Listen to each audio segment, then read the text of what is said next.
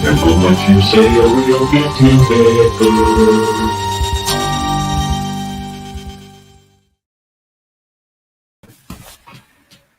What's up, guys? Hello. How's it going? Hello. How's everybody doing? Still on the sober side, but I'm trying to fix that.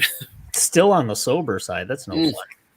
I got a little early start. Selena, she was like, "Hey, you got a whole bottle of wine." I'm like, "Nope, we've done that on 2 shows. It doesn't end well." So I'm a little different on wine, I've learned. Yeah. Yes, you are. Yes, you are. It's fun, Tim. Drunk Tim is fun, Tim. Yeah. Drunk Tim is funny. There's lots of insights that come out of Tim. All right, so Bob is in the house. John is here. Donna is here. Hello, everybody. Tonight, we are... Hey, JD, what's up? We are going to talk about what's new in the paranormal field, if anything. Kenny's over there already rubbing his freaking eyes. This was the most difficult topic I've ever had to look into. Just remember, if it's new to you, it's probably new to everybody. So yeah, it was a challenging topic, and I know Tim and I were back and forth on a few things today, geeking out. Tim stumbled across an article that it's going to be kind of fun to talk about and see what his take is on it. So I don't know. I looked, and I'll just start off by saying I stayed away from the TV shows, ghost hunting groups, popular websites, popular devices that have come out. And I figured if anybody, Kenny's going to handle that and slam on those for a while. It's like, nope. And I ended up, which is going to be a shocker to everybody, I went with some of the newer publications that have come out recently. And we tried to restrict it to the last year. Some of them might be a little more than a year. We may go back a little further than that. I mean, 2 years, whatever. But it'll be interesting to see. So, yeah, I thought it was a bit of a challenge, too. And there's a lot of new stuff published on parapsychological topics, every different topic. But when you're talking about the paranormal field, I tried to keep it to ghosts and hauntings. Kind of that's what I wanted to stick with tonight and see if there's anything really new out there. And I think I have, Tim got one of the articles, and I have, let's see, just a couple, 3, 4 of them that I'll touch on. And we'll also talk about a study that Tim, Kenny, and I worked on about doing baselines at non-haunted houses. So that will be something new. I don't think we see a whole lot of that or hear a whole lot about that. And we're not going to go through it and read it line by line, but I'll just highlight a couple parts of it and a couple of the graphs and kind of talk about what we found and the implications for the field. So anyway, let's open it up for some other comments here. So Kenny, what do you got? So, yeah, like I said, this was a very difficult topic, and I'm going to stretch out the very, very tiny bit that I have. But it's one of them things where it's like, I guess I'm going to partially blame the pandemic because no one's been out. You're talking about a year and a half now that people have been, it's been about a year, just a little over a year where people have been locked up, like we've been home for a while. There was a couple months where everybody was just strictly stay at home and things. Even closed. Conventions. Yeah. Conventions where you can share ideas have been canceled. Conventions shut down. TV shows stopped filming. because like even when I talked to Jason Hawes, he told me like they shut down production for months, you know, because they weren't allowed to go anywhere. And I mean, there's been no, and I really hesitate to say progress. there's been no, let's say there's been no movement in ghost hunting or the paranormal, as in like when we're talking about that kind of like paranormal in general. So it was very difficult to find anything that was new. And when I did find stuff that was new, it was pretty much recycled. It wasn't really new. It was old stuff, new again, or with a new twist, which really wasn't a twist, because I hate when people try to put twists on things because it doesn't work. And that's, I can't really stretch it out anymore. That's all I got. This is a new Ovilus. What makes it new? Yeah, it's a purple case. You could have Ovilus like 37, and it's still the same freaking thing. It's there's not much. I mean, and we can get into some of that too. I mean, I can talk about some new, semi-new pieces of equipment that I've seen. So I'll pass it up to Tim for his opening comments. Well, I started out looking for anything research based on like a psychological standpoint. I just thought it'd be kind of fun to look up anything that had to do with fear, the study of fear, something like anything along those lines. I ended up stumbling across a study that Dave's familiar with. But it was really invigorating. I'm punching above my weight with this one. So that's still okay because I like that. I imagine there's a lot I can learn with this. So I'm going to stumble through it, but it was very exciting. It was very motivating to me. I really had a good time with this study. I highlighted probably half of the study and had to Google what most of the shit meant, which is okay. And it doesn't bother me to admit that because, I don't know everything that's in it, so I take the opportunity to learn, and I think it'll be fun. Like I started messaging Kenny and Dave. I was like, I've got experiment ideas. We're going to do shit. We're going to do it wrong, but we're going to do it. We have other experiments we got to catch up on first. Stop adding to the list. I know. I read stuff like that and I get motivated. It like really makes it's good. It's invigorating. And it was fun. And I do enjoy that. It's above my weight, I guess, to punch but I like that. I'd rather it be that and learn on my way than to just, keep doing the same stuff I've always done. Mm-hmm. All right. Well, I will start first, and I'm going to share my screen and talk a little bit about that electromagnetic field profile and baseline at non-random or non-haunted control locations that we worked on together. So let's get that called up, and I'll kind of just talk a little bit about what we did and what we found with this. So let me know when that pops up. Is that up? Okay. There you go. So the whole idea goes back to 2000 when two academics, Haran and Brugger, I believe is how you say it, they noted that the data collected during investigations of haunted locations, it's limited because they noted nobody's collecting independent control site data.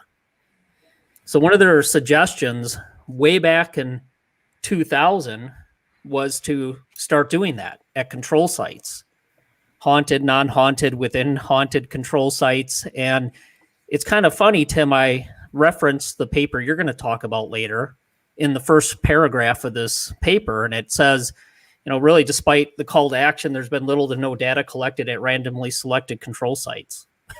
So 20 years later, nope. Doesn't surprise me, at least in the amateur paranormal investigation field, because if you ask people about these researchers or the papers, nobody really knows about them. So it'd be good to talk about it a little bit. There's been some different studies throughout the years, and we've had researchers revisit and think about this a little bit more and do some different types of things, running either controls within the haunted location or using their own data they collected in some advanced statistical techniques to use the actual data as kind of a baseline control of itself. So what we thought would be fun is to kind of take this idea of collecting information and data at control sites. What's a better control site for electromagnetic fields than a location where there's never been any reports of any haunt or ghost type activity, right? So that's what we did. And I ended up running a data logger, an EMF data logger. And I'm not going to get into all the specs, but we positioned it in a north-south direction consistently in the same spot over multiple days and ran it for different time periods.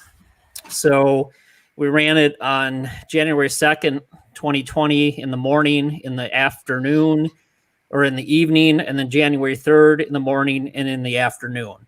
And what this thing does is it collects one data point every second. And for the first run, and I don't know if you guys can, do I need to blow that up a little bit? Is that hard to see? I can read it. Okay. So for example, the first run we did was at 6:05 to 10:17.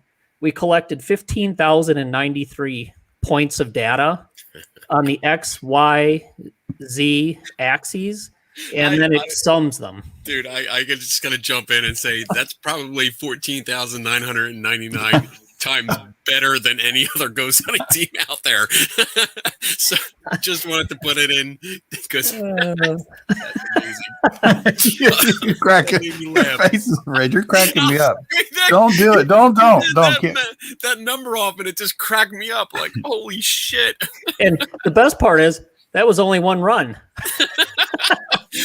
There's three more that clocked in at 15,000, 15,000, and then a 9,001. Oh my God. That's awesome. So one of the nice things you can do in combining it with another type of equipment is a fluxgate magnometer. I could see what frequency was being collected. And guess what? It's all at 60 hertz. You didn't see any other blips in there. So it's all main power frequency of the house. And when you get into it, you can graph all those 15,000 points each time and look at the amount of variability in each one of these. This is X, Y, and Z on the left independently. And then you just have the sum on the right to see what it was doing overall. So a lot of these, the minimum was 0.9 to 1.38 with a maximum on one of them up to 19 milligauss. And look at how much noise is there. So do you by any chance have like a larger image of the graph? Just so, because I can see they're different colors, right? They're representing the different axes. Blow it up a little. I didn't. Yeah, I'd have to. Okay. I didn't download. That's a little bit better. Yeah. Yeah, I didn't download the Excel spreadsheet off of my OneDrive for this. So you see a lot of bouncing around on. I think it's X, Y, and I'd have to blow it up. But what happened is you're going to see a lot of bouncing around in two axes, but not the third one. Right. But because the meter also does a sum, this kind of takes a look at why it's not only important to have a 3-axis meter, but to have one that gives you the axis readings independently. It's all over the place. So if you're walking through a location, and this is an important point, if you're walking through a location with a single axis meter, you're missing a ton of stuff, because here's an example. Here's the x-axis in orange, the y-axis in gray, and the z in yellow. And then the sum of x, y, and z calculated by that formula, x squared, y squared, z squared, the square root of that. And what you see is if you were running a 1-axis meter, if you had it turned the wrong way, you would have missed. You could have potentially missed this hit of up to 12 milligauss. Right.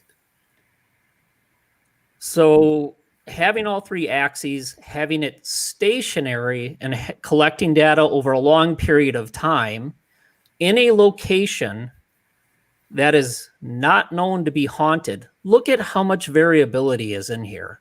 So how could you potentially, if you get into a haunted location, you got to start thinking, how do you know with all this potential noise that what you're picking up or seeing has anything to do or correlates in any way to any type of experience or other piece of equipment? It's almost I would venture to say having a single axis meter is a waste of time. It's useless because money. And I'd go as far to say a 3-axis meter probably is too, unless you can separate them and data log it. Right. Unless you can do this on what you're doing here.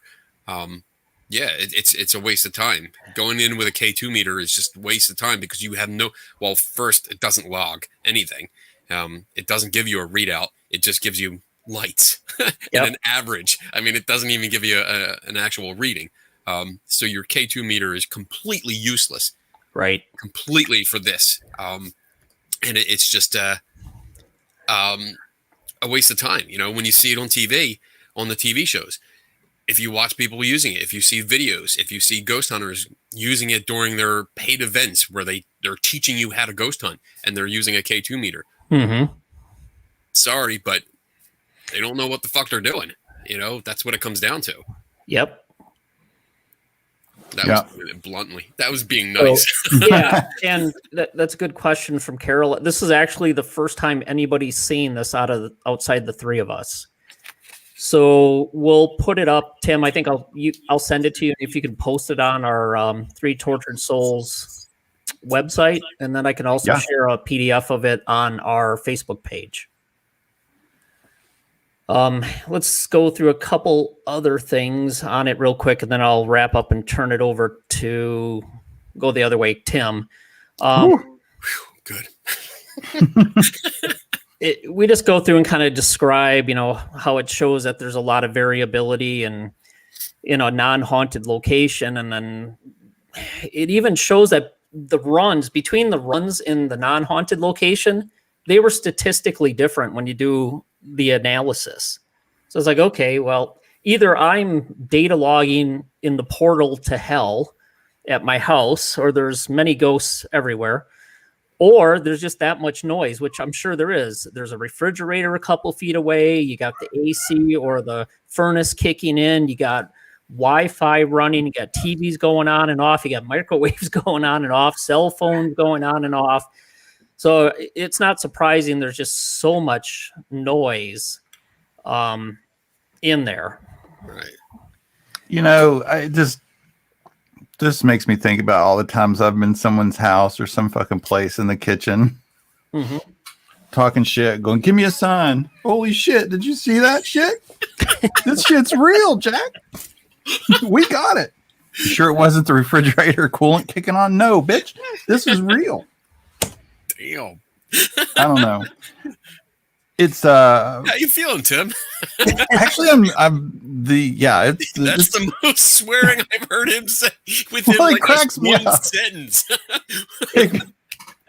I'm not trying to be crude. I'm thinking of my own experiences, like of all the times I've sat somewhere, either in the kitchen, like when he was naming off all those appliances.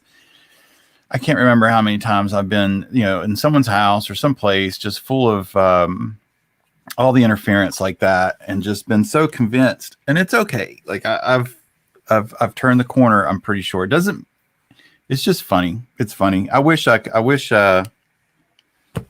could have had some of the video of me freaking out sometimes because, my Dr. Gauss meter, went up into the red part.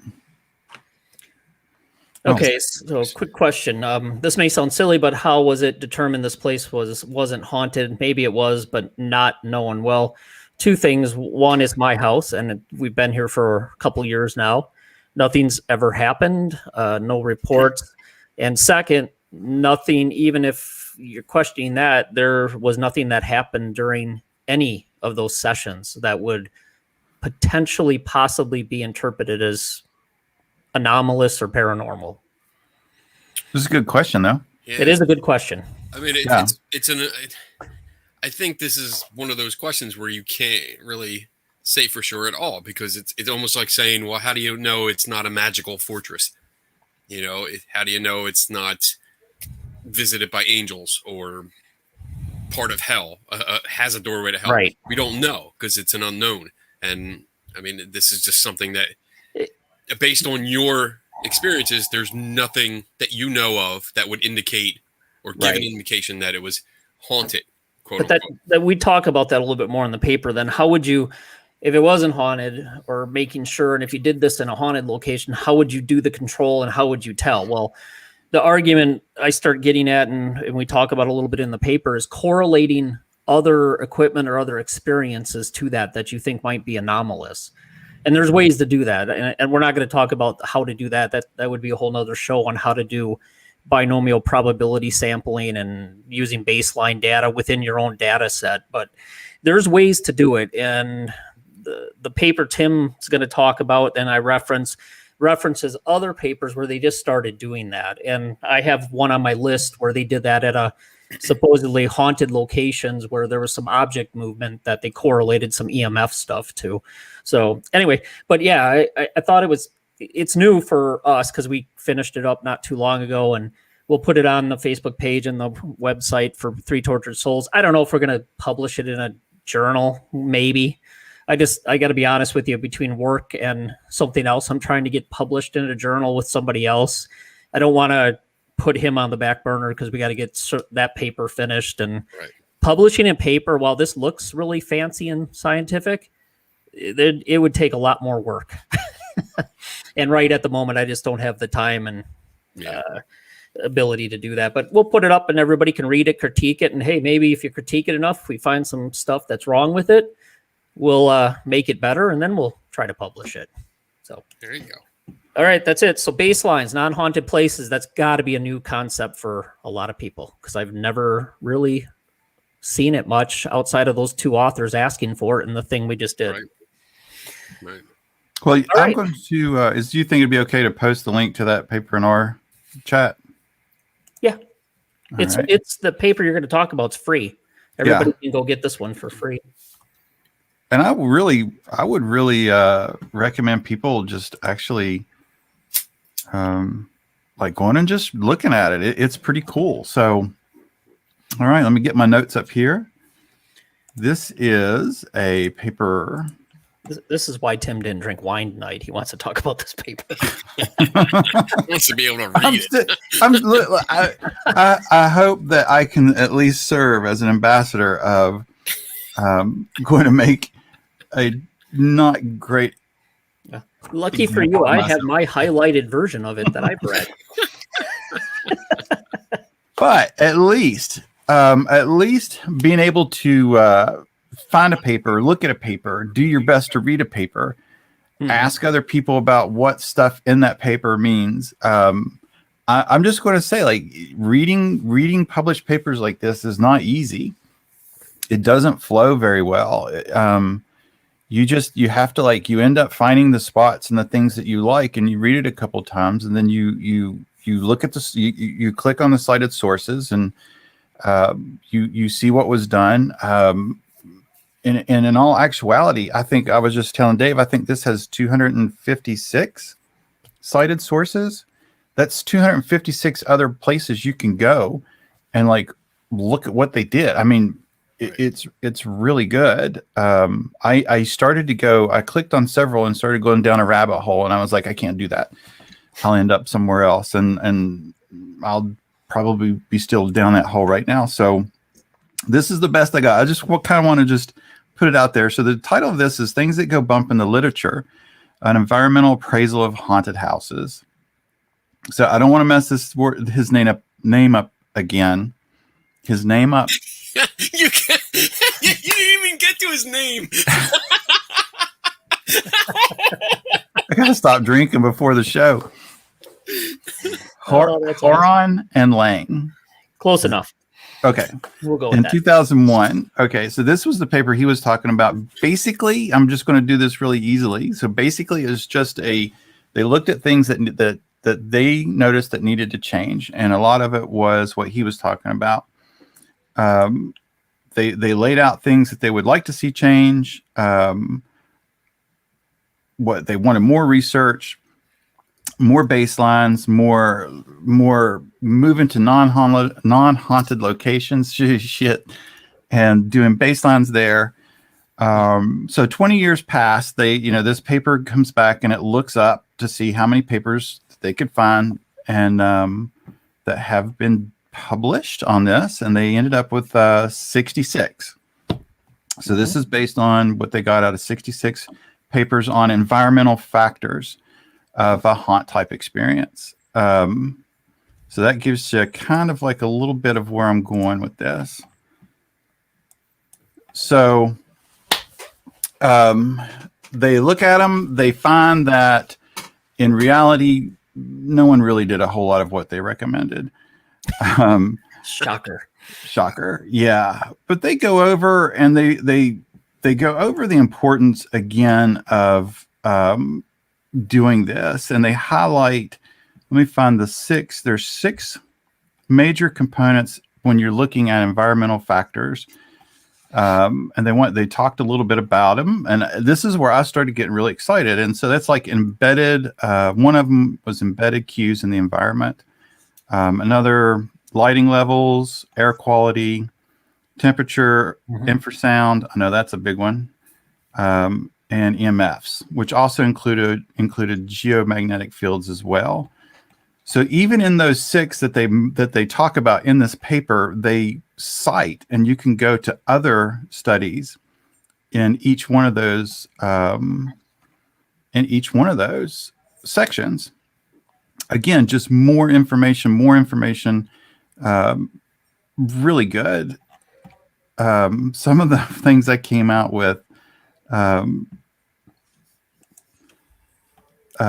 for embedded context. These embedded context effects include tangible embedded cues in the physical environment, such as example of mysterious aroma of lilacs in a room with prominent violent hue.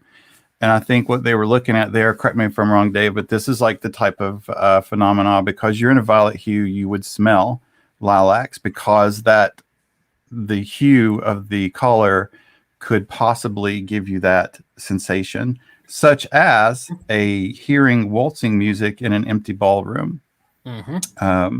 Now, they're not saying anything. They're just saying, like, look, these are things that we're looking at. These are some of the things we read. But nobody went to other places and tested to see if it happens outside of allegedly haunted houses or places. They even note, again, like how there is not enough people going out and doing this and doing the testing for it. Man, I want to just go ahead to the discussion. So if you have any questions about like any of the other the contextual cues, Of course, Brandon, he was a co-author on that paper. How you doing, Brandon? Oh, It almost in? sounds Tim, no pressure. One of the authors of the paper is on the show. Oh, great. Thanks a lot. Jesus. I hope he heard, like, I love this paper. So it was very inspirational. Brandon, we're going to give a disclaimer because Tim's been drinking already tonight. Tim's gonna go into that mode where he tries to sneak home and drunk and like try not to let everyone know that he's drunk. Yeah. Well, All right, sorry. I picked this paper because it was very inspirational. No, it's a great paper. It is a great paper. And again, like, I ended up Googling most of it to find out where the hell I was. But some of in the conclusion and some of the discussion, I mean, they make really good points. Where's my notes? Further studies It's just needed. Discrete physical factors more consistently, comprehensively, and precisely need work. Field work should include experts in architectural design, engineering, environmental sciences, and physics. Looking for what they had a Gestalt approach. What we work in my job is called a multiple disciplinary investigative use. So when we look at investigating crimes against children, we bring in a whole lot of people, not just from law enforcement and child protective services, but outside, school therapists, juvenile officers, medical professionals. So we bring everybody to the table that we can to figure out not only like if a child was abused, but the context or the environment of what maybe led this child. And I see a lot of that in this, where this paper makes a recommendation as to bring in as many people as you can from as many professions as you can to look at possible reasons for haunted houses. I did have I highlighted one quote in the discussion. Moreover, we continue to anticipate slow advances in understanding haunted houses, giving their taboo standing within many academic circles and publications. Amateur enthusiasts of paranormal tend to neither be professionally trained nor scientifically oriented. They have some citations there, yet they dominate the popular view of haunt investigation and accordingly taint a fascinating and valid subject. And I agree with that. This is so unfortunate. This is unfortunate because empirical study in this domain transcends parapsychology to be potentially instructive for exploring and refining important issues across the social and biosciences. It's I hope people will get on there and read it. I really liked it. It was put out in 2020, I think June or January of 2020. Yeah. So shit, no pressure. I'm drunk and one of the authors here. So yeah, awesome. It's like being back in college. Except I'd be hungover with the doctor actually showing up instead of the This is like graduate school, drunk journal club. Those were always the best ones. Hey, that's a nice mug you got there, Tim. What's that? That's a nice mug you got there. Oh yeah. All right. Anything else, Tim? You good on your first one? Oh, there's a lot. I just don't know if anybody has any questions about that. I put the link to the paper. Mm-hmm. It was really good. Honestly, the summation that I could give is like 20 years ago, there were some really good people that put out some guidelines and some recommendations to, if you're going to do this, do it this way, at least to collect some more data and have some valid ways to have something statistically to evaluate your findings with. And 20 years later, they find 66 publications where no one really did it. They highlight the need for it and actually went into recommending that people of a lot of different professions, maybe, or at least viewpoints, come together and work on it together, which again I really like. I like I haven't read the paper yet, but from what you're describing, and I just pulled up the link now so I can read the abstract so I can pretend that I know something about it. Emphasis on pretend. But I like the idea of the architectural cues or environment like that, because you see, like, once you said that, it immediately made me think of every time I've driven past a old house, like an old house that's run down or has that more Victorian style look, the Gothic Victorian style, and you're like, yeah, that place looks haunted. Well, even in the paper, it references other studies where they had they looked at different places with paintings. I think I talked to you guys about, like, I found that fascinating. Like, I love that paintings in a room with pictures of people where they stare at you versus rooms that had no pictures. The different colors, pictures of older houses versus pictures of, I guess, better structures, more current structures. Something that I kind of thought of was, when I was thinking about the architectural cues, I thought that was cool too, was what about people with past trauma, especially childhood trauma, that would possibly end up being in a similar environment from a house or a room or a color or a smell that would trigger a memory from a childhood trauma while they were an adult in this place, and kind of start a little fear response, either less than a conscious level or on a conscious level. And I don't think I saw that, but that's just kind of what came to my mind. Right. Yep.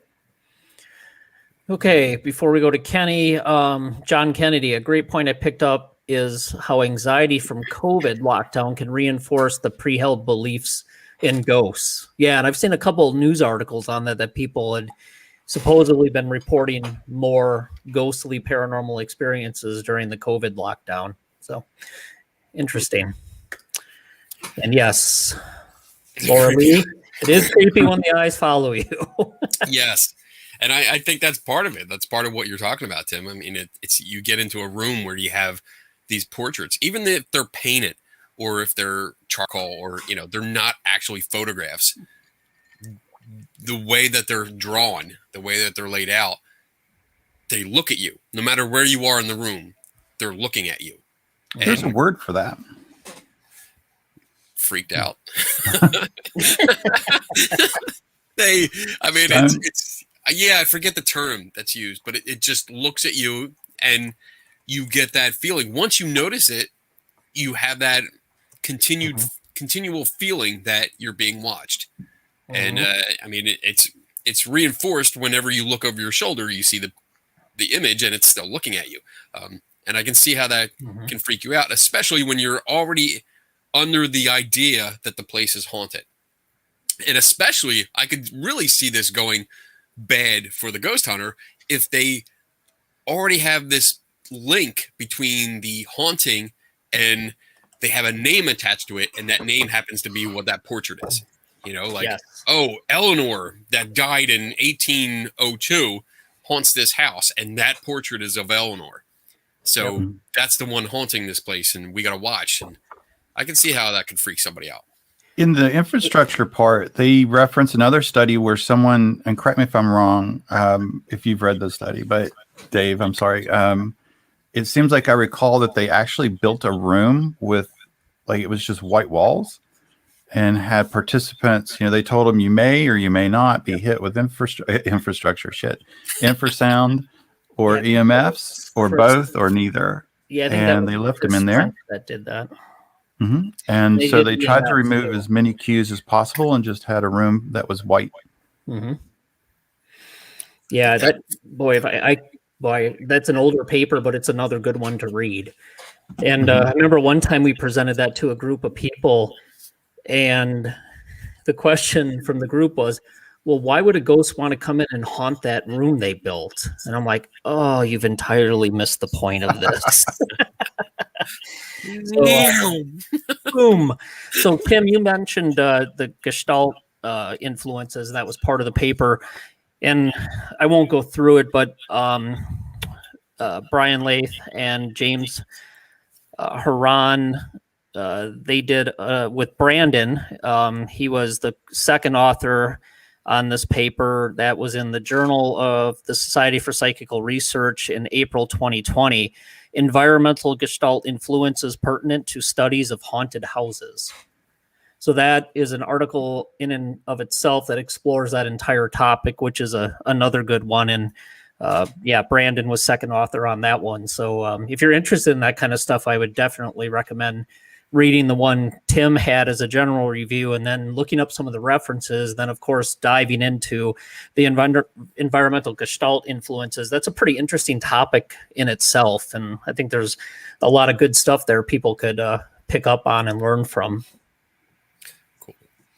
Yeah, again, like that whole paper, again, I started out just looking under, I thought I would go with something, see if anything was published under fear-based psychological emotional responses, and ended up with that. And I started reading that, and I just couldn't stop. And again, like, I can't do that paper justice. That is outside of my wheelhouse. That's a whole show in itself. Yeah, we could spend 2 hours on that. But the paper is really inspiring when you read it, and it was really good. I actually read it when I was at work today, in between rooms, and maybe during one or two. Who knows? I'm not telling. But it was good. It was really good. It sparks a lot of good ideas and a lot of thoughts. And you guys got some of it for some. I'm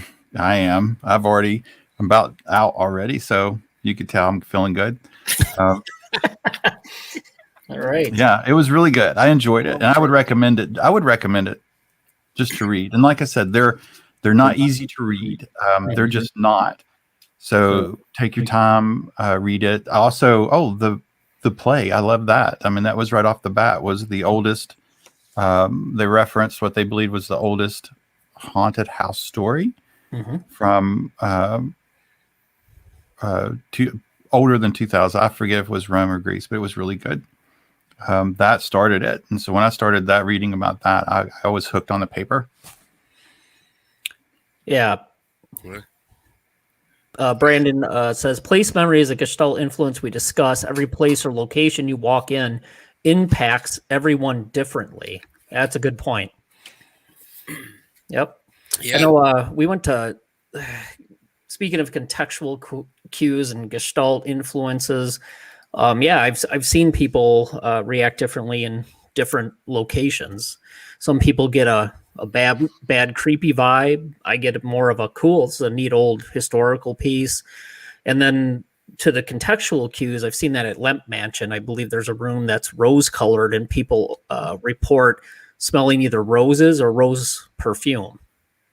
It's a perfect example of some of those contextual cues. So, all right, Kenny, what do you got that's new? We burned 42 minutes for you, so here you go. Yes. I was keeping it going. I kept pushing in little comments here to keep it going. Like, you bastard. Suck up that time, bitch. So I don't have too much. I basically what I was looking into, and I was looking more on the ghost hunting side of things. Trying to see what was new. And like, I tried to do the same thing Tim did initially when we were talking about it much earlier today, and just put into Google what's new with ghost hunting. And that was a mistake, because all the articles I got all the returns that popped up were mostly from like 2016, 2015, nothing new. And I was trying to stay within that 1 year parameter there, but there really isn't much new. And what I've been finding is that things are being revived. So what's old is new again. So that's how I'm cheating my way through this episode. Basically saying, like, all right. And it starts with one of the more recent episodes of Ghost Hunters with the new team where I think Brandon Alves, he brought up the Spearcom. And this was an old device, and forgive me, I have not looked it up. I was too busy today to look up my own article that I wrote about it. But the Spearcom was developed by a gentleman who claimed to not only be psychic, but also built this device that could communicate with the afterlife, and he got in contact with the spirit of a medical doctor that he had these sessions with. But the big thing with the old version was that all of these sessions were, well, not all of them, but most of them were videotaped. And we're talking old VHS tape. Every time they were videotaped, the gentleman had his back to the camera, so you couldn't see it. You couldn't see what he actually was doing. You couldn't see his mouth. You couldn't see him talking. And basically, the long story short is that most likely the gentleman was hoaxing it, and he was using what was called an electronic larynx, the kind where if you have your larynx removed, you use this device to talk. And he was using it to respond to his own questions and faking it. So the Spiritcom never took off. It had some backing. There was an announcement where it was like, major breakthrough, and then it kind of fizzled out. I think because it got too big and people were going to realize it was a hoax, so it fizzled out. So it was revived on Ghost Hunters with more, let's say, updated equipment, using a laptop instead of most of the equipment that was used to build this machine. Mm-hmm. And unfortunately, it just flopped again. It really didn't do anything. The results from the show were basically no different than a regular EVP session. I mean, honestly, if you didn't have the visuals, if you didn't look at the TV and just listen to it, you would never know they were using some other machine. So that's how similar it was. So, and then also I've seen some ghost hunting groups using stuff like reel-to-reel. They're using reel-to-reel recorders instead of digital recorders now. Going old school, yes, old school. And but why are they doing it? Did they give you a reason? The reason was the one that I did read was more of quality. Apparently, that the reel-to-reel sessions were more clear, and they actually sounded like conversation, two-way conversation, rather than the quick one-word staticky responses they get with digital recorders. They didn't have any samples or examples that I could listen to, so I definitely had my doubts about their logic there, because they had nothing to back it up. And another thing is Polaroid cameras, or not really Polaroid, because Polaroid's coming back. And I've learned that recently with a project that I've been working on lately. But Polaroid is trying to make a comeback with their film cameras, their instant film cameras. And you can actually buy brand new Polaroid cameras. They're really expensive, like really expensive. But Fuji came out with one not too long ago, like one of these, the Instax, and it takes instant film, and you can still buy it. You can still get it. It's like 10 or 20 sheets for like $12 or $13. But I've seen people starting to use these again, and there's no like rhyme or reason for it except that it's old school and that this worked before. And they're trying to bring it back since it's available. They're trying to use it again. So the problem I have is that the like with the Polaroid cameras is that the same issues we have today with digital cameras, we still have with Polaroid cameras. I mean, yeah, it's a different process, slightly different process. You have the chemical process rather than the digital process, but in general, it's almost the same process.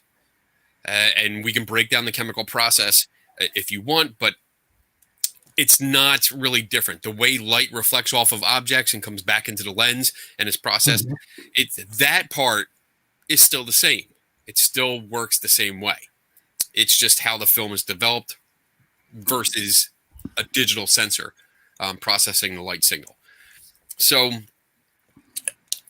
with this, I guess what I'm getting to is that even though people are reviving old technology or old school products, they're getting the same results, which are still not any good.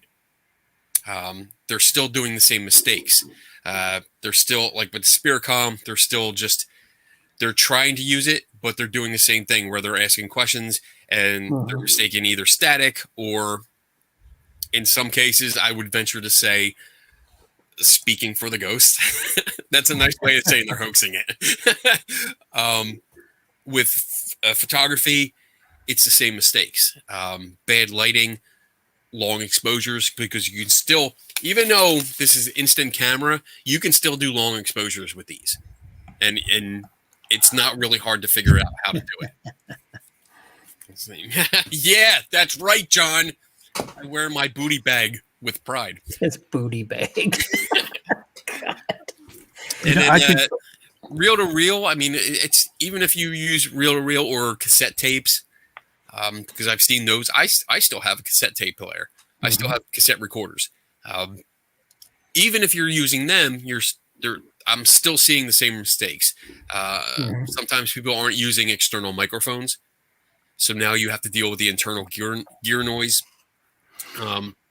If you use external microphones, I'm still seeing people put out the rule, no whispering, and then 5 minutes later, whispering. So if you don't have the necessary controls on it, you're still going to make the same mistakes. And the same mistakes apply for old school technology as they do modern technology. So if you're still making the mistakes, you're still fucking up. So stop. Stop it, people. What about the Estes method? You know what? I knew you were going to bring that up. I had an idea because I actually that was claimed to be somewhat new and novel. They were taking an old procedure that was actually known in parapsychology and trying to apply it in a new way. So which is inappropriate at best. The Estes method was, as I saw it performed, was basically they would have a spirit box, which already is a problem. That's your first mistake, having a spirit box. You plug in a pair of headphones, somebody puts on headphones, and they did not recommend like absolute noise canceling headphones so that everything was blocked out except for what was pumped into the headphones. From my understanding and from the people that I actually, because I wrote an article about this, and the people that were using it that I focused on used, what was it? It wasn't noise canceling. It was noise. It was the next step down. Dampening. What? Noise dampening. Dampening, yeah, maybe. Something it like didn't that. filter Noise out. reduction. So even with that, I went to the store. I went to one of like a Best Buy and actually like put on headphones that matched what they were doing. And I went through several brands and realized like I could still hear people talking over in the next aisle. Noise reduction. Yes, Bob. Thank you. You could still hear people. I actually listened to an entire conversation between a salesperson and a customer. And I was like, all right, I have these on. I'm actually listening to music coming through them, but I can still hear them. And there's a lot of other factors. If you don't have a proper seal around your ear, say if you have long hair and a beard, you don't have a seal. You don't have a soundproof seal around your head. So you're going to hear outside noises. You're going to hear them anyway. So the process is basically you put on these headphones, you listen to a spirit box, and then other people ask questions.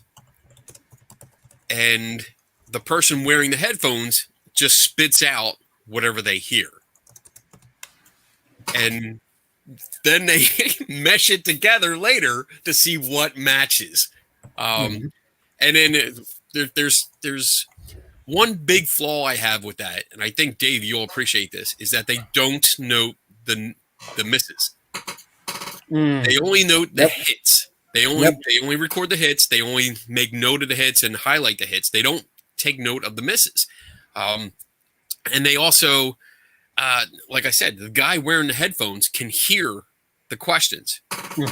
And I've tested it not only in the store, but I took headphones that I had here that under the same quality, I had my wife talking to me and I could hear everything she was saying.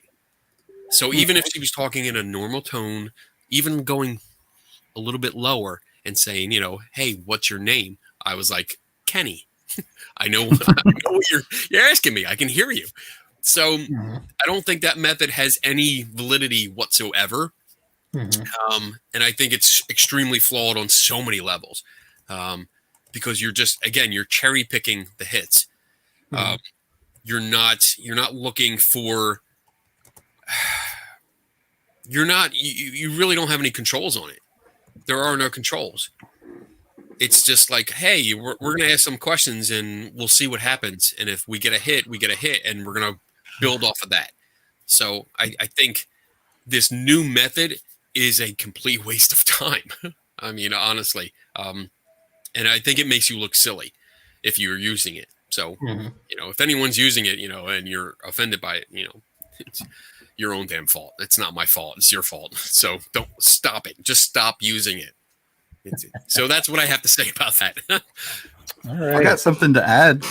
Sure. When you brought up reel to reel, it reminded me of something I had recently looked up. I had talked to you guys. I think it's probably been several weeks, if not a month or so ago, about a gentleman in the early 40s. He began attempting to capture EVP. His name is very hard. Attila von Szalay. I'm not even going to try. It won't work. But he was a spirit photographer, or he had made a lot of claims that he could capture ghosts on photography. So he had this idea that he could capture their voices well. And he started trying in 1941 to record them to vinyl on 78 RPM vinyl discs. Mm-hmm. And from 1941 to 1956, he says he was never successful until he switched to reel. And then he started capturing voices. So that was something in my notebook. I couldn't find it. I remember writing that down to look at that more. But when you brought up reel to reel, it made me think about that. Right. And it makes me wonder what is going on between the two mediums. I mean, I kind of think we could probably all take a shot and guess, but it was just interesting to me that 1941 to 1946, he even says that he was unsuccessful. And after reel to reel, he went back to still try to continue to capture voices on vinyl. So it was just interesting. That's interesting because it would make me question, and not question in a way like, oh, you're full of shit, but question it like, okay, what equipment did he change equipment? I mean, because obviously, yes, because he went from an LP, a vinyl recorder, to a reel to reel, which is magnetic tape. But did he change the microphone too? Like that would be a valid question. Yeah. I think that would be really important because if that changed because of the technology, maybe the old microphone wasn't compatible with the new one and he switched to a new one. Now we have a different frequency range or sensitivity. So, that would be my first question. And damn it, Tim, now I'm interested. See, that's what happened to me. This is the freaking rabbit holes. I tell you guys, goddamn rabbit holes. I go down this shit. I'll end up tonight researching how do you record to vinyl anyway.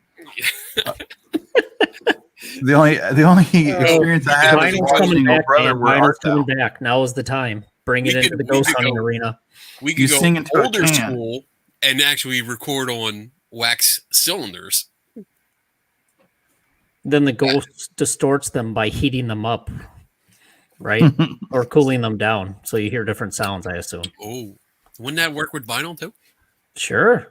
Ooh. Demons only though, because they're that hot. Well, yeah. Demoms. Argue with that one. Demom.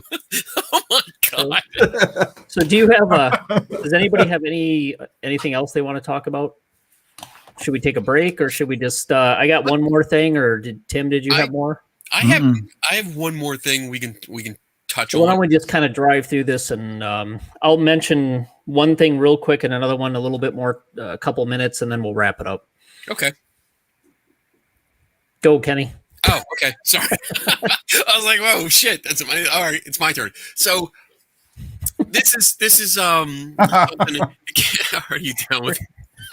They're giving me so many ideas for our next opening. I got to capture all these. And this is great. That's so cool. You guys in the chat room. Fucking idiots.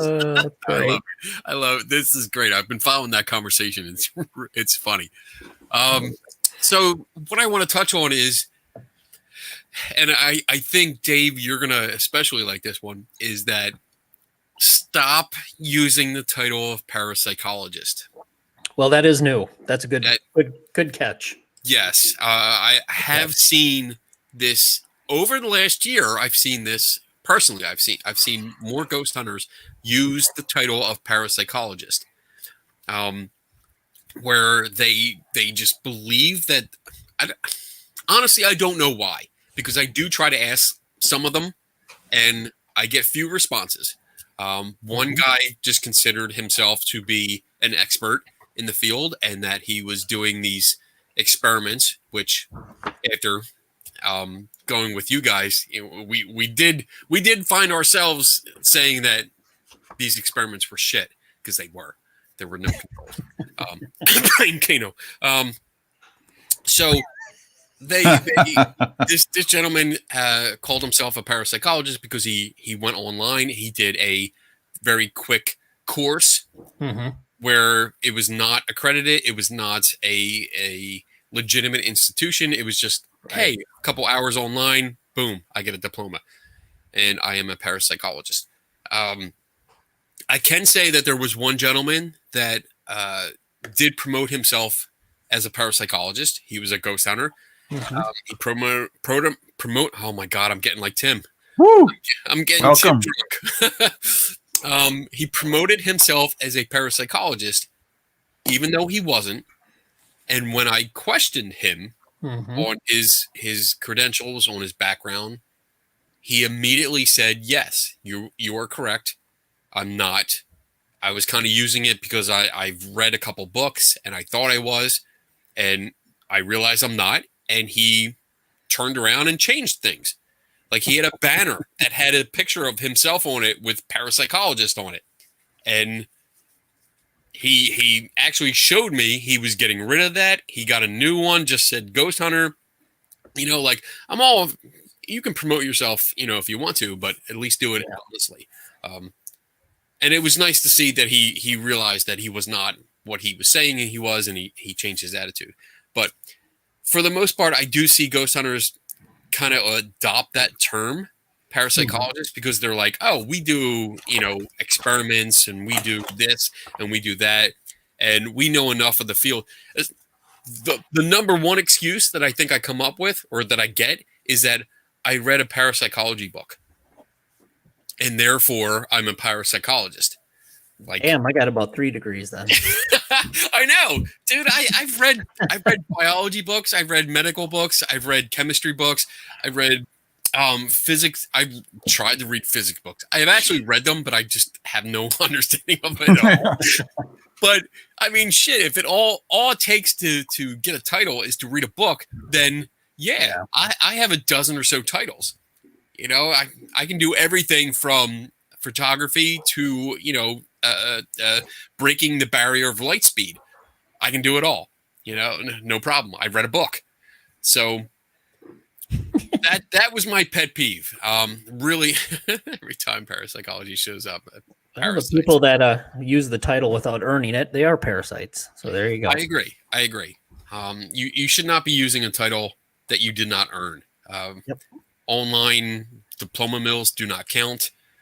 Because I mean, if that was the case, if they count it, yes, everyone would be a pastor or a priest. Everyone that wants to go to Universal Life Church can be a priest, because oh boy, like in 30 seconds you can have credentials, but it doesn't mean anything. Stop deceiving the public. Be honest. Just be yourself. I say titles like that where people it's a appeal to authority. Yep, for sure. It's just it sounds like a more authoritative word than paranormalist. And I want to acknowledge Ron in the comments. Paranormalist, Jesus. Yes, I do know that University of Edinburgh has a parapsychology unit. I'm not arguing that. The point I'm trying to argue is that these people didn't go there. Yes, people did not go there. They did not actually take a course. They pretty much just either called themselves parapsychologists because they adopted the term, like ghost hunter or paranormal investigator, because it's not you stole it. Demonologist, or they took an online course, which we've already talked about it. I did one in 5 hours. while drunk off my ass. Like, totally drunk, took the course, passed it with honors. It's Don't not remember. I don't even remember taking the test. You achieved a higher level with that drinking. Yeah. It's like I woke up the next morning like, email, check. Wait, I got a parapsychology diploma. Oh, cool. All right. When did I do that last night? I don't know. Okay. Question from Carol. Haven't there been advances in quantum physics mechanics that could impact, inform psi paranormal issues? Yeah, I mean, you see that pop up in discussion in the literature. And actually, following the biology side of what they're finding with quantum physics and mechanics in larger biological systems, some macromolecules, or something to do with photosynthesis, that the argument always was that quantum physics and those mechanisms only operated at a very small subatomic scale, very small. And as it got bigger, it didn't really pan out. But what they're finding is more larger systems or macromolecules can display some characteristics of quantum physics. There's always the argument that, you got the spooky distance or spooky action at a distance, where two things can react with seemingly no contact entanglement.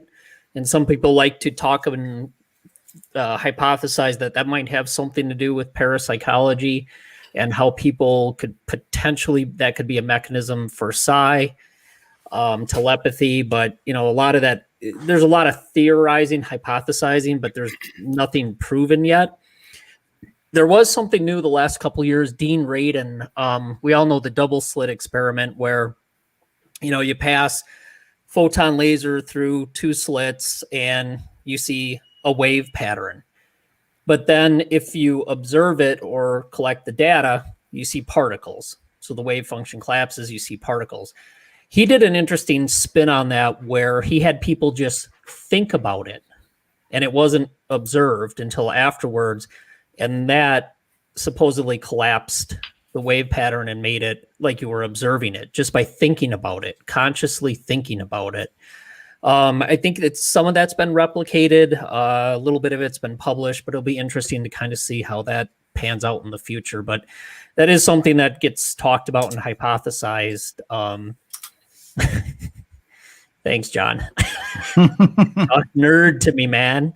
That's what the show is all about tonight, pretty much. He's getting all turned on. You're talking all nerdy, sexy. So yeah, we'll kind of see where that goes. But it's interesting. I mean, they're thinking outside of the box there and trying to see if consciousness can influence those type of quantum experiments. So it's pretty cool. I do want to interject something here. We have to be careful with new, I guess, announcements. Like, we hear the buzzwords to us, buzzwords about quantum entanglement and the spooky action at a distance. And it really sounds, it's cool. It's something that they're working on. They're trying to understand. But from our perspective, from a ghost hunter's perspective, I guess, you have to slow your roll. Don't jump on it. Yeah, that's why I kind of took through the whole, it went from very small to maybe they're finding it in macromolecule systems, and now they're doing experiments with consciousness. It's stepwise. It's really small steps. It's not that quantum physics can explain ghosts. Right. And we see that. We see the ghost hunter, stereotypical ghost hunter, taking that idea and running with it and saying, well, look, this can happen here and affect something that's light years away, and we don't know how it's done. So obviously that pertains to ghosts over time, right. Where something that happened in the past can affect the future. No. Stay in your lane. Relax. Like I've been trying to follow it. I do keep up with it a little bit, but to be honest, I don't understand it. I really don't. It's beyond me. There's people with a lot of advanced degrees that are thinking about this stuff. Yes. And And this is a good Most statement. of us You don't. can't explain it yet, but it's exciting. It is. They're Yeah. trying to find out if there's. I mean, there could be a link. We don't know. They discover new particles every once in a while, and you're like, "Oh, what's that?" I guess what I'm getting at is the average ghost hunter that does not have an advanced degree, that is trying to be popular or on TV or something, and tries to advance this idea that, well, quantum entanglement means that this is possible with ghosts. No, it doesn't. We need to relax and just, we don't know. Let the people that actually know what they're doing continue to study this, and let the information, trickle down to us before we just go and say, hey, quantum entanglement, ghosts exist. That's it. When I did that search, what's new in the paranormal, I had posted, I'd sent you guys the very first thing that popped up was something saying, energy can't be destroyed or made. And I was like, no, not this shit again. Like, I fully agree with that. And I agree with everybody. Like, that is so cool. It's very interesting. But to give a causality to it is like so far above.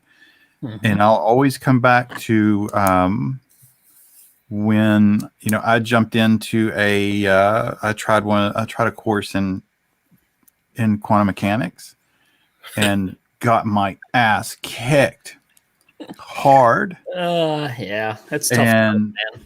it is. I can say for the record that I cursed you out, Tim, because you made me sign up for the same class.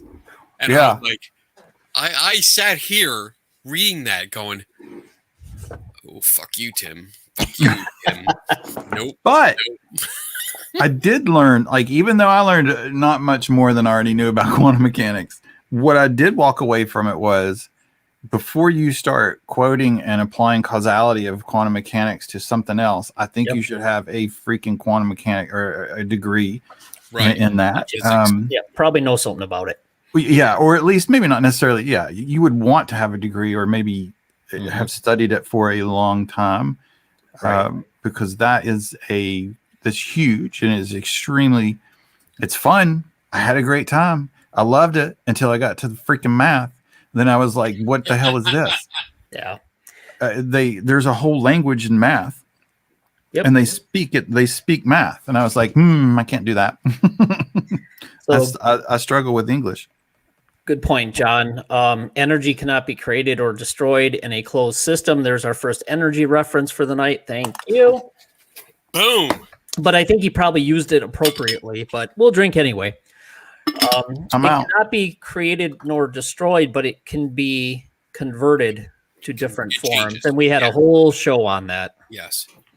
So, all right. I have one more thing to go through quickly. I won't spend a lot of time on it. This is a new paper that came out, and I don't want to show too much of it more than the abstract because you actually have to pay to get this one. Oh. It was in the journal Explore in 2021, so it's really new. God, I'm starting to sound like him. David Noir level. Yeah, we better wrap this up soon. So it was accepted February 21st, 2021. It's available online now. It's perceptual phenomena associated with spontaneous experiences of after-death communication, analysis of visual, tactile, auditory, and olfactory sensations. It's a good article. If you get a chance to download it, go through. It's basically to create a detailed characterization of the nature of the sensory perceptions associated with an after-death communication or a ghost, if we want to simplify it. They go through quantitative and qualitative analysis, first-person narrative description. They summarize everything, and they basically find that relative distribution of after-death communication, you see 46% visual, 44% auditory, 48% touch, and 28% olfactory, and then 34% sensing somebody who was there without it being related to one of their normal senses. And then they go through a whole lot of breakdown and characterization of subclasses and sub experiences. And it's pretty, I thought it was a good article because you haven't really seen a whole lot done on this. A lot of times you see people that, oh, we had an experience or we didn't have an experience. And then we basically saw it or smelled it, and that's it. This one really gets into depth, and it's nice to see because some of the original in-depth work and surveys on this were in the 1800s. Phantasms of the Living, Census of Hallucinations. Those are really old works. There have been some newer ones, but this is the first attempt to kind of really dig into it, understand the phenomenology of the experiences. And one of the other things they try to accomplish by making people more aware of this is a lot of people have these experiences, a lot, especially after somebody dies and you're mourning their loss. So bereavement, hallucinations, those type of things. And they don't want people to feel like they can't bring it up and talk to people about it because it's part of the grieving process. If it's paranormal or not, people are having these experiences. So it's kind of twofold. Let's raise awareness. Let's make people comfortable in medical, psychological establishment that people do have these experiences. It's okay to bring them up. It's okay to talk about them because we've documented it happens. And then from a parapsychology or paranormal perspective, let's kind of see how people are perceiving these things. Let's see if it's the same as what they found, a couple hundred years ago. And then take that and you can start formulating maybe some hypotheses to test and take a look at it. So it's one of the first steps in taking a look at a phenomena is kind of see what people are reporting and see if it holds up compared to what's been done before. So that was a good article. It's in Explore. And like I said, you do have to pay for that one. Jen and I have had Dr. Cal Cooper on our other side chat show before. He's a super smart guy. I think he won third author on that paper.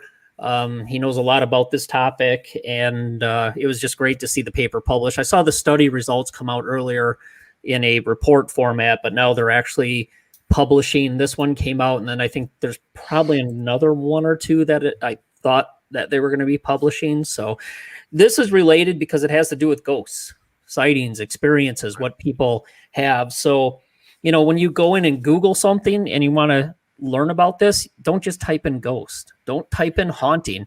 You got to actually know the academic lingo that's being used out there. That'll key you in on some of this newer stuff that's actually pretty exciting when you dig into it and read it. So that's the last thing I got. Just on average, just for people that don't know, like how much does it cost? Like for these papers when you got to pay for them? $35 for that one. Per paper. Per paper. Okay. A lot of the journals, I belong to the associations. So the Parapsychological Association, Society of Psychical Research. So you get the journal included in your membership.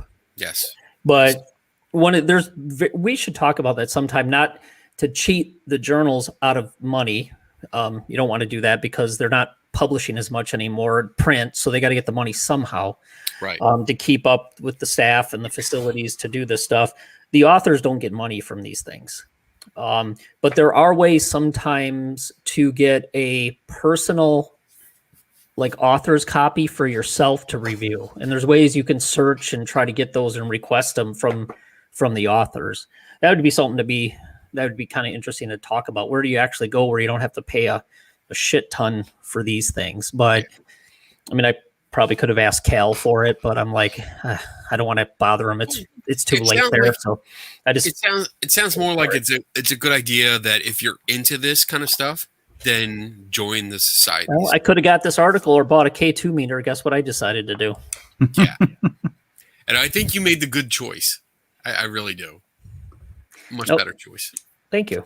So John, yes, you can email the authors. Yes. So yeah, that's a good point. And we're on the same page there. No stepping on toes. We don't get butt hurt around here. That's one of the things we love about this show.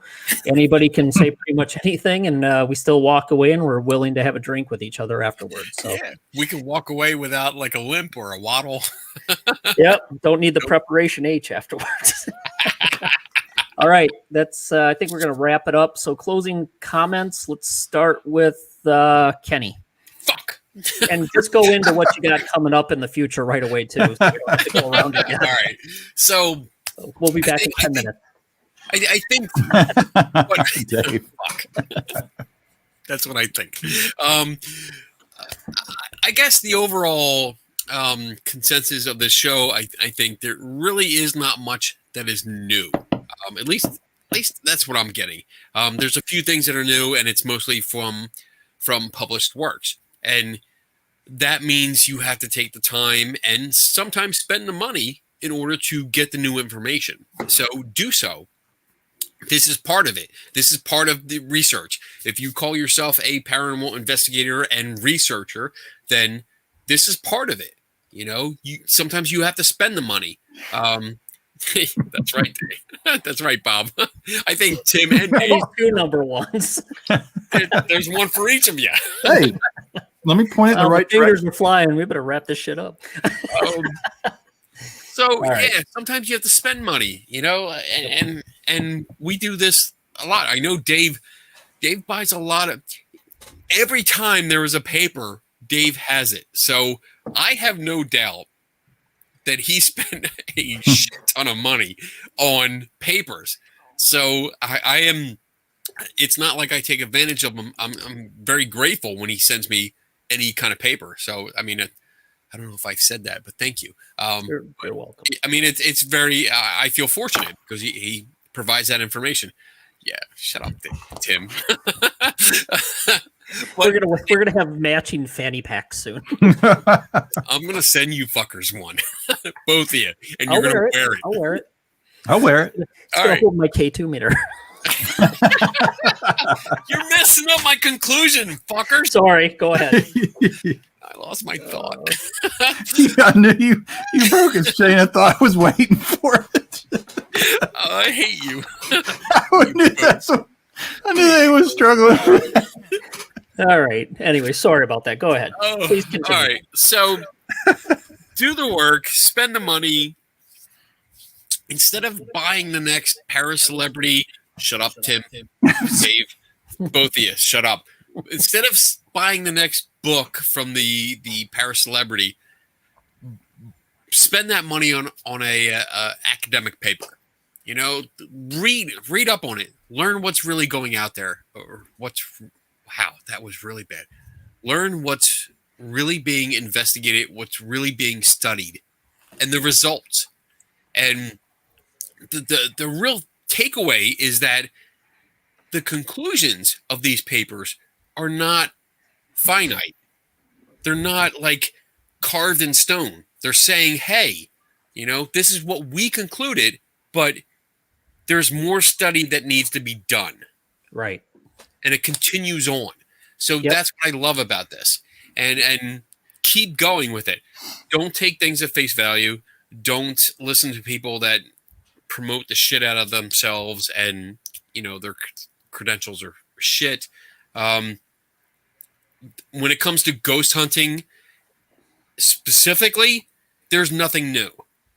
And they're recycling old stuff because there's nothing new. It's pretty much like Hollywood. They have no new ideas, so they're looking to the past and trying to bring it forward and reuse it. You know, to say, hey, look, we're improving it. We're using a laptop instead of a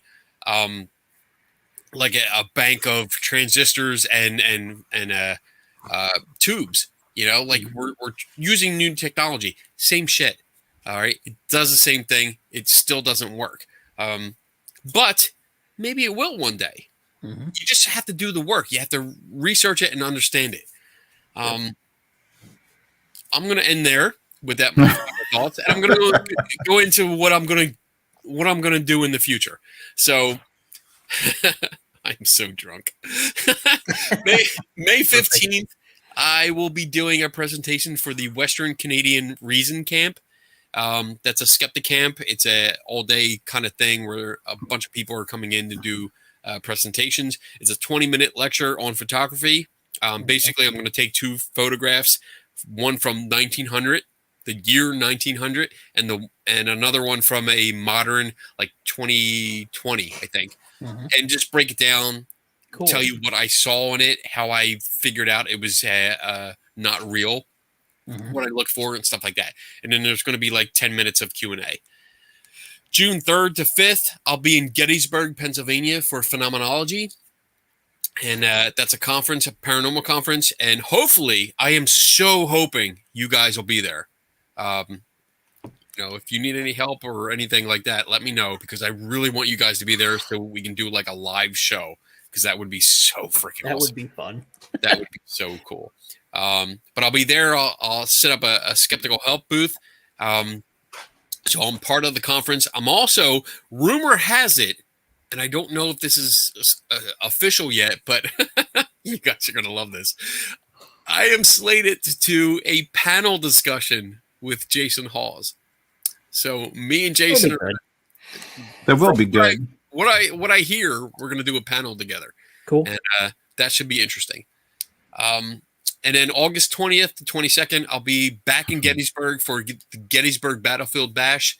It's a great conference. It benefits the Pennsylvania Wounded Warriors and kids with cancer. At both events, I do set up a booth. I do have a can that takes donations for the Cancer Research Institute. So if you want to sit down and ask me a question or talk, all I ask is that you make a donation to the can. And all the money goes to them. I don't make anything off of this. It all goes to the Cancer Research Institute. So there you go. I'm done. Are you making it out with your wife? Oh, are you making out with your wife, or are you making it out to your wife? Whoa. We'll let you answer that after the show's over. What does that mean? I think I'm in trouble. I'm not sure. And yes, actually, we're trying to all get to Gettysburg for that deal, so we can do it's not a dedicated meetup, but we're going to be there. It's very hard. We're in totally different places. Tim's in West Virginia. Dave, I'm out in Illinois. Yeah, Illinois, and I'm in Pennsylvania. So but it's very hard. I got work stuff out there, so I think I can come up with an excuse. Well, I mean, I know we're going to have a room, and my wife is probably going to be mad, but if you guys need a place to crash, you can certainly crash in our room. Bring a sleeping bag and a pillow, and you guys can crash on the floor.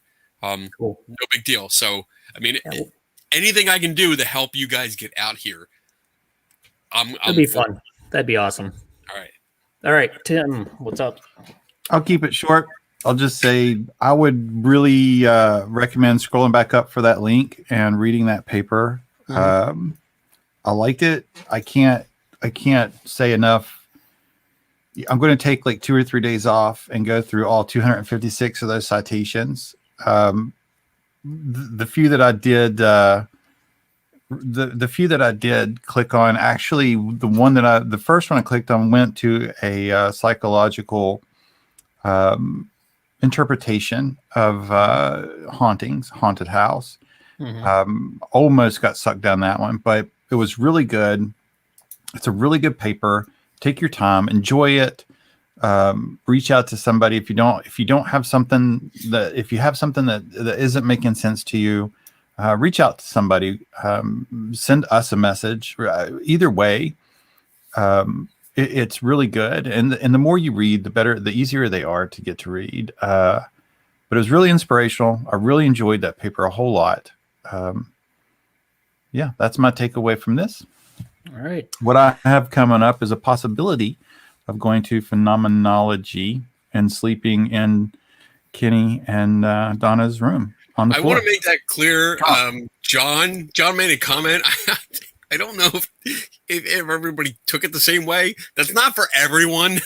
That was for you guys. That was for yous too. We're going to look like a bunch of spring breakers. There's going to be 22 people sleeping on the Oh my God, that brings back memories. Oh, waking up and just like getting tangled in other people. Wow. Yeah. I'll get my own room. Oh, John, you can stay with us. I don't mind. John's a good guy. I'll get my own room. I'm sleeping in the car. You're going to sleep in bed with me. We're going to spoon. As long as we got the fanny packs on.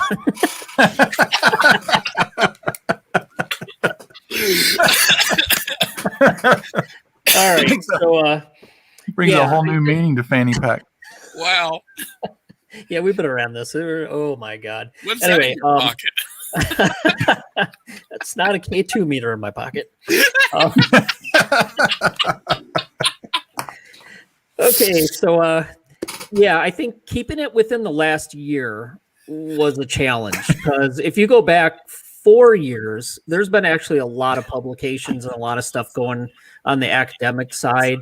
But within the amateur field, like Kenny brought up, they're trying to bring things out that maybe have been done before and thinking it's new. And Kenny, now he's gonna make me laugh just because he's laughing so hard. So anyway, yeah, read, get outside of the normal groups in the TV shows, read journals, read professional magazines, and I think we've pretty much had it. So with that being said, thanks everybody. I think unfortunately we're going to be off next Saturday, right? No show next Saturday. Yes. We'll be back the week after that. So is Tim, are you up? Or is Kenny? I think Kenny. Okay, well, whoever's up next, there's a lot of pressure. Is it It's going to have me? to be a damn good show because it's I don't know. take a week off. Wait. I don't know if it's me. Is it me? Well, sure as shit ain't me. Well, I'm not going to get bamboozled into that. Okay. All right. I'll come up with an idea. I have a list. All right. Every time Sounds we go good. with an idea and, we're like, oh, that'd be a good show. I write it down so I can steal the idea. So. Good. We got somebody else to spray drink out of the John, serves you right, bitch. Oh, all right. Well, good show. Thanks everybody for listening. Good discussion. This is obviously something we could put on an annual schedule, do it every year. And then if we really wanted to go back and do a deep dive, let's go back 3-4 years because there's a lot of stuff out there academic wise. So, all right, everybody have a great weekend. Enjoy. I'll be in New Orleans this week with my wife and our neighbors. It's both of our anniversaries. So we're going to be down there for some fun and enjoyment for our anniversary. And you never know when I might pop up on a video and post it to 3 Tortured Souls at Marie Laveau's gravesite or some other spooky New Orleans locations. So You got to do that. I'll try to get a couple up there for you. So we'll Damn post right. a few things of where we're going and what we're doing. So anyway, everybody have a good night. Have a good weekend. Have a good week. Thanks for listening. We appreciate it. It was a really fun show tonight. And Fucking Kenny. That made me piss my pants. Fuck you. well, we should have taken a commercial break. Tim's almost pissed his pants. Why do you know Kenny was going to turn 4 shades of red? Oh, shit. All right. Have a good night, everybody.